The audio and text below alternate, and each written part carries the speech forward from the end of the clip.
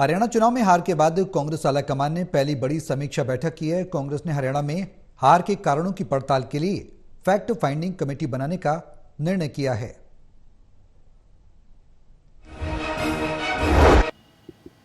हरियाणा में हार की समीक्षा को लेकर कांग्रेस ने विस्तार से चर्चा की है। कांग्रेस अध्यक्ष मल्लिकार्जुन खड़गे के आवास पर हुई बैठक में राहुल गांधी और अन्य नेताओं ने भी शिरकत की है। खास बात यह रही कि इसमें हरियाणा इकाई से जुड़े नेता शामिल नहीं हुए हैं। पार्टी के शीर्ष नेतृत्व का कहना है कि ये पार्टी पदाधिकारियों की बैठक थी जिसमें विस्तार से चर्चा हुई है। हार की समीक्षा को लेकर अब पार्टी फैक्ट फाइंडिंग कमेटी बनाएगी जो सभी उम्मीदवारों से बातचीत कर हार का फीडबैक लेगी। कांग्रेस ने हरियाणा विधानसभा चुनाव में पार्टी की हार के कारणों पर आज मंथन किया है।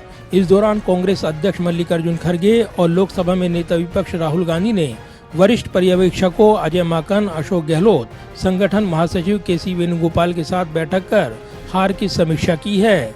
इस दौरान चुनाव में हार के लिए कांग्रेस ने एक फैक्ट फाइंडिंग कमेटी बनाने का निर्णय लिया है। सब लोगों ने विस्तार से हरियाणा के चुनाव की समीक्षा करी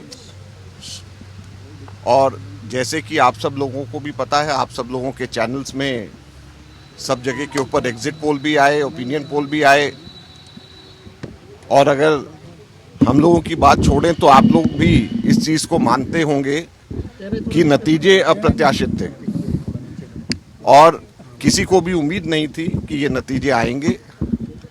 और एग्जिट पोल के बाद भी जिस तरीके से जो एग्जिट पोल्स भी बता रहे थे, जो नतीजे आए उसमें ज़मीन और आसमान का फर्क था।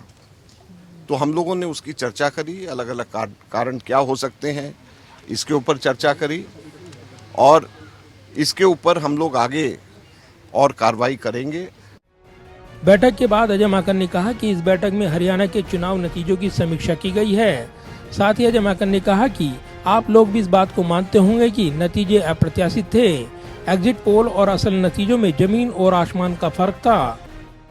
बहुत सारी बातें हैं, बहुत सारे कारण हैं और ये कारण चुनाव आयोग से लेकर के आपस में मतभेद से लेकर के बहुत सारी चीज़ें हैं और सबके ऊपर हम लोगों ने भी चर्चा करी है और आगे भी चर्चा करेंगे, क्योंकि जो इतनी बड़ा उलटफेर जो सब लोगों का अंदेशा था, जो एग्जिट पोल्स कह रहे थे, जो सर्वेज बड़े से बड़े सर्वेयर्स हिंदुस्तान के, कोई छोटे नहीं, मतलब बड़े से बड़े सर्वेयर्स जो कह रहे थे, सभी के सभी एक साथ गलत साबित हो जाएं, तो उस चीज़ का की जानकारी कोई आधा एक घंटे के अंदर मीटिंग से नहीं होती। उसके आज हम लोगों ने तय किया है कि आगे क्या हम करेंगे।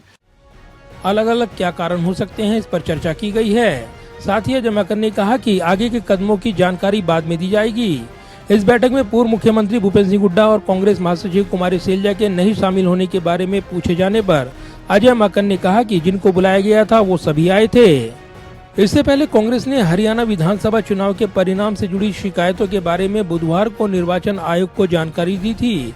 निर्वाचन आयोग को पार्टी ने एक ज्ञापन सौंपा था जिसमें विस्तृत जांच की मांग की गई थी।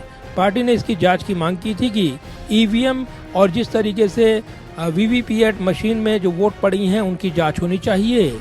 मुख्य विपक्षी दल के वरिष्ठ नेताओं के एक प्रतिनिधिमंडल ने आयोग से कहा था कि उन इलेक्ट्रॉनिक वोटिंग मशीन ईवीएम को जांच पूरी होने तक सील करके सुरक्षित रखा जाए, जिनको लेकर सवाल उठे हैं।